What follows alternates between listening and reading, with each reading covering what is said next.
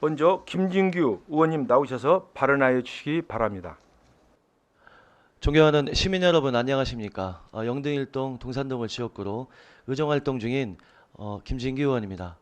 시민 여러분, 지난 1954년에 축조된 신흥 저수지는 약 30만 평방미터 면적의 저수지로 우리 시민들이 긴급 상황 발생 시 10일 동안 마실 수 있는 물을 약 100만 통 분량의 담수가 저장되어 있는 식수원입니다.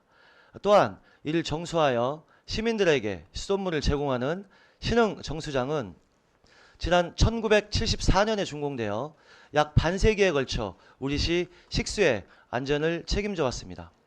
하지만 이처럼 오랜 시간이 경과하다 보니 시설의 노화로 인해 수돗물의 안전을 걱정하는 시민들이 적지 않습니다.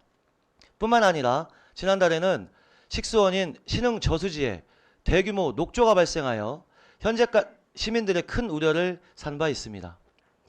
현재까지의 기술로 녹조를 제거할 수 있는 특별한 수단이 없고 유일한 방법은 물을 흐르게 하는 것이나 말 그대로 물을 담수하고 있는 저수지여서 이를 해결할 수 있는 뚜렷한 해결책이 없는 것은 사실입니다.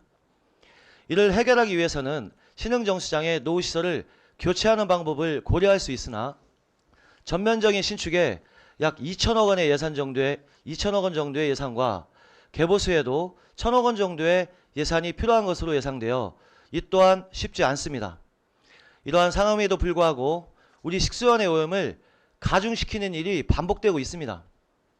전국적으로 시민들의 건강 증진 및 복지를 위해 수변 공원이 증가하고 있는 추세에 맞추어 최근 들어 우리 시 신흥 저수지 둘레길이 도심 속 수변공원으로 자리를 잡아가면서 시민들의 방문이 잦아지고 그에 맞추어 기존의 신흥 근린공원 이외에도 신흥 저수지 인근에 행복정원, 꽃바람정원 등을 조성하여 핑크밀리, 국화, 철쭉 등 여러 다년생 식물과 각종 화해류인 일년생 식물을 식재하고 있습니다.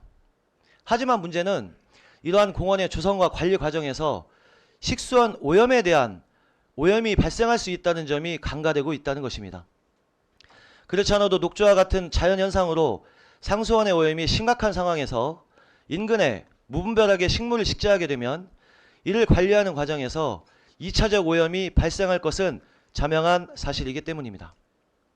물론 이곳이 상수원 보호구역이기 때문에 농약의 살포와 같은 일은 당연히 없겠지만 식물의 생장을 위해 비료나 거름을 주는 것은 자연스러울 것입니다.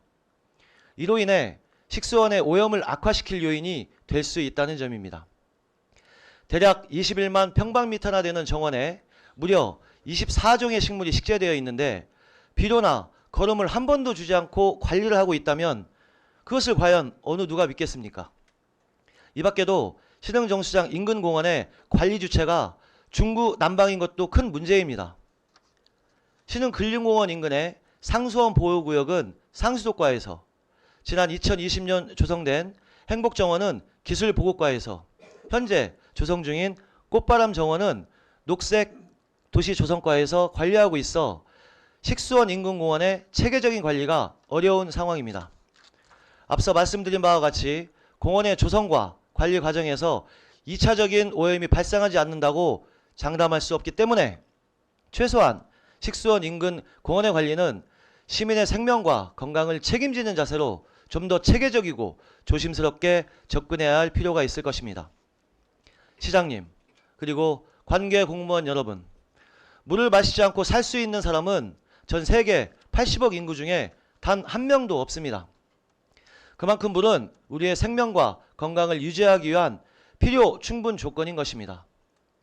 현재 익산시가 광역 상수도 도입 또는 신흥 정수장의 신축과 전면 개보수 등 우리 시민들에게 깨끗하고 보다 안전한 수돗물을 공급하기 위해 많은 고민을 하고 있다는 것은 잘 알고 있습니다. 하지만 그 과정이 길어지면 길어질수록 물 안전에 대한 시민들의 우려가 커질 수밖에 없다는 점 또한 결코 간과해서는 안 될 것입니다. 그리고 지금 당장에 어떠한 정책적 결정을 하거나 전면적인 개보수를 위해 대규모 예산을 투입할 수 없다면 우리 상수원 보호와 기존 정수시설의 철저한 관리를 통해 시민들에게 수돗물에 대한 신뢰를 충분히 심어줄 수 있도록